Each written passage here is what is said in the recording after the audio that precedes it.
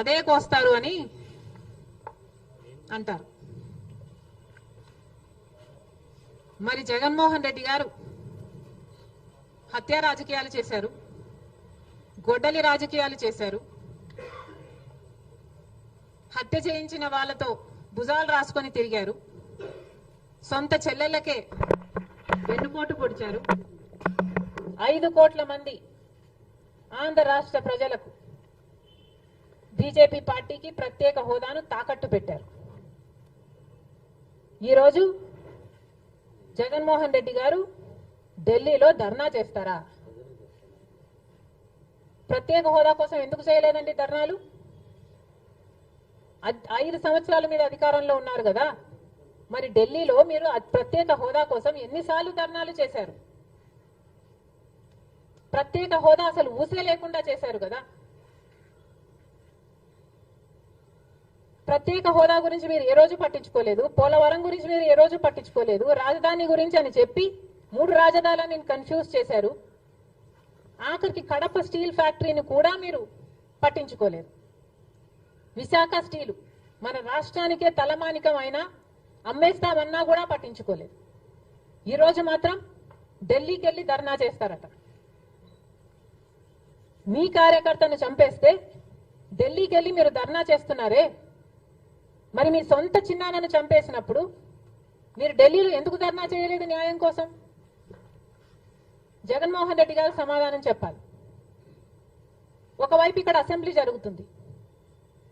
Assembly జరుగుతున్న సమయంలో మీరు అసెంబ్లీలో ఉండకుండా ఉండే ధైర్యం మీకు లేక ఇలా సాకులు వెతుక్కొని మీరు ఢిల్లీ వెళ్తామంటున్నారే, అంటే అసెంబ్లీలో ఏ బిల్లు ప్రవేశపెట్టినా అది ప్రజలకు వ్యతిరేకమైన అది పాస్ అయిపోవాలనా? మీరు ఉన్నదే 11 మంది, కనీసం ఆ బిల్స్ మీద డిస్కషన్ మీకు అవసరం లేదా? మీరు కొట్లాడాల్సిన అవసరం లేదా? ఏం ఆలోచన చేస్తున్నారు జగన్మోహన్ రెడ్డి గారు? అసలు ఈ వెనుకొండలో జరిగిన హత్య కూడా పొలిటికల్ మర్డర్ ఇది కానే కాదు, ఇది వ్యక్తిగత మర్డర్ అని కూడా అంటున్నారు కదా. మేము ఏదో సాక్షి మీడియానో లేకపోతే టీడీపీ మీడియానో పట్టుకొని మాట్లాడటం లేదు. మా ఎంక్వైరీలు మేము చేసుకొని న్యూట్రల్ మీడియాతో లోకల్ గా మేము మాట్లాడిన తర్వాత మేము వచ్చిన కన్క్లూషన్ ఏమిటి అంటే ఇది వ్యక్తిగత మర్డర్. మొన్నటి వరకు కూడా హత్య చేసిన వాళ్ళు, హత్య గురైన వాళ్ళు ఇద్దరు వైసీపీతోనే ఉన్నారు. మరి అలాంటప్పుడు ఇది పొలిటికల్ మర్డర్ ఎలా అవుతుంది? ఈ పొలిటికల్ మర్డర్ అని మీరు చెప్పి మీరు ఢిల్లీకి వెళ్ళి ధర్నా చేస్తున్నారా? దేనికి? మీ ఉనికి కాపాడుకోవడం కోసం, మీ పార్టీ కోసం అని చెప్తున్నారు. ప్రజలు ఏం ఆలోచిస్తారు?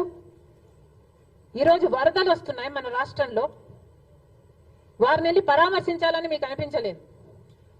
కానీ వ్యక్తిగత మర్డర్లో మీ పార్టీకి సంబంధించిన 2 కొట్టుకొని చచ్చిపోతే ఈరోజు మీరు ఢిల్లీకి వెళ్ళి ధర్నా చేస్తారా? ప్రజల కోసం మీరు ఎందుకు నిలబడలేదు? మీ పార్టీ వాళ్ళు ఓటేస్తే మీరు గెలిచారా? మీ పార్టీ వాళ్ళ కోసమే మీరు ముఖ్యమంత్రి అయ్యారా? 5 సంవత్సరాలుగా మీరు ప్రజల కోసం పనిచేయలేదు, కానీ ఈ రోజు ఢిల్లీకి వెళ్ళి ధర్నా చేస్తారట. సిగ్గుండాలి కదా. కానీ ఈ విషయంలో పోలీసులను కూడా అడుగుతున్నాం. నడి రోడ్డు మీద ఇలా హత్యలు చేసుకుంటుంటే పోలీసులు ఏం చేస్తున్నారు? ఆంధ్ర రాష్ట్ర పోలీసులుగా మీ బాధ్యత కాదా లా అండ్ ఆర్డర్ మెయింటైన్ చేయడం?